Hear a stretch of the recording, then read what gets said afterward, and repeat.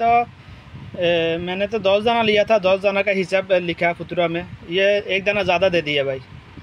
Okay, 1 दाना ज़्यादा दे दिया है, 2 रुपये 20 पैसा करके। ये 1 दाना ज़्यादा दे दिया गलती से, 11 दाना दे दिया इधर।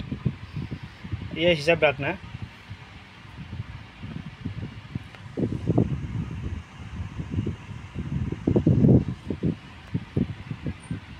এটা আমি 10 পিস নিয়েছি। এটা এক পিসের দাম বাংলার প্রায় 80 টাকা। এখানে ভুলে 1 পিস বেশি দিয়ে দিয়েছে। আমি দোকানে আনার পর দেখতেছি 1 পিস বেশি দিয়ে দিছে,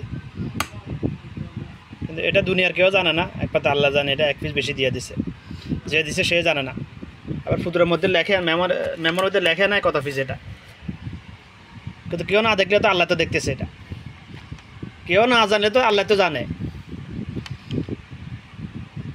এটা আমি নিজেকে নিয়ে পাবলিসিটি করার জন্য, প্রমোট করার জন্য আমি এটা ভিডিওটা করতেছি না। আমি ভাই আল্লাহর কসম করে বলতেছি, আমি কেউ না দেখলে তো এটা আল্লাহ তো জানে। এটা আল্লাহ তো দেখতেছে, এটা যে 1 পিস বেশি দিয়ে দিছে।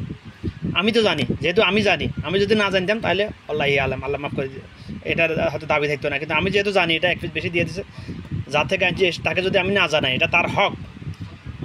এই একটা নিফুলে যথেষ্ট আমাকে নির্দিষ্ট সময়কালের জন্য জাহান্নামে যাওয়ার জন্য।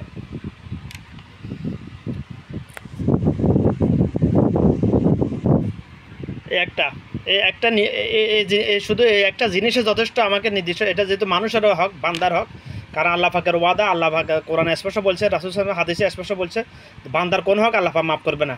আল্লাহ পাকের ইতির আছে, মাফ করে দিলে কারো কিছু ক্ষমতা নাই বলার, কিন্তু আল্লাহ পাক মাফ করবে না। কেন মাফ করবে না এটার ব্যাখ্যা দিতে গেলে অনেক সময় লাগবে আমার। কেন মাফ করবে না?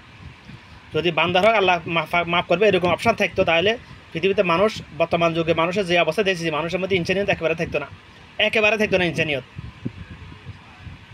হিংস্র জানোয়ার চাইতে আরও কয়েক গুণ বেশি হিংস্র জানোয়ারও যেত মানুষগুলা, মানুষের সম্পদ মারি খাওয়ার জন্য। কারণ তাদের মনে যেতে আল্লাহ মরার আগে আল্লাহর কাছে মাফ চাইলে আল্লাহ মাফ করে দিব, বাস এই চিন্তা ভাবনা চলে আসতো, শয়তান ঢুকে দিত। এই জন্য বান্দার কোনো হক আল্লাহ পাক মাফ করবে না।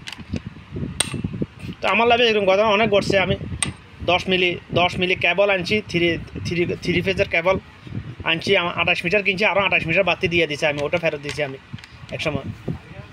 তখন আমার ইউটিউব চ্যানেল ছিল না, পোস্ট করছিলাম আমি, এটা আর্টিকেল লিখছিলাম এটা নিয়ে, মানুষকে কলাবে ইমান ফিরিয়ে আনার জন্য। এটা হচ্ছে ইমান।